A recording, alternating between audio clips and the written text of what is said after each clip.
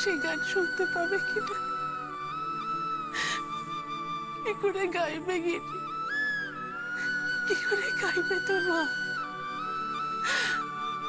মনে অত কষ্ট থাকলে কি গান গাওয়া যায়? তোর মা যে খুব কষ্টে আছে। কিন্তু পিসি ঠাম্মা, মাকে দেখলে তো বোঝা যায় না যে মা কষ্টে আছে। কেন বলছিস এমন কথা? ওই তো আজকেই ঘুমানোর আগে আমাকে জিজ্ঞেস করলো যে কালকে কি খাবো। আমি বললাম রাজমা খাবো। তোর পাগলি মা কখনো তার বাচ্চাদের বুঝতে দেয় যে সে কষ্টে আছে? কোনো মা কখনো কখনো তার ছেলে মেয়েদের বুঝতে দেয় না। শুধু তার যে মা, সে যদি বুঝতে চায় তাহলে বুঝতে পারে।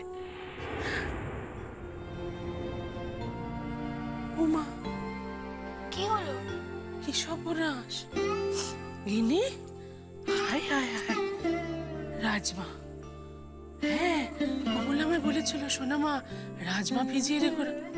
যা, ভুলে গিয়েছি তো, কালকে আমায় খুব বকবে। তাই হয়েছে, তুই এক কাজ কর, এখানটা একটুখানি বস। হ্যাঁ, আমি দৌড়ে গিয়ে রাজমাটা ভিজিয়ে এক দৌড়ে আবার চলে আসছি। আমি ঘরে যাই না।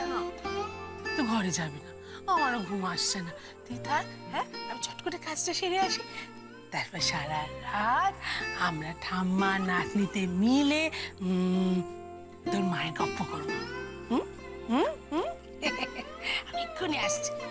লক্ষ্মী মেয়ে, এক্ষুনি চুপ করে বসে থাকবে, যাবে না। হ্যাঁ,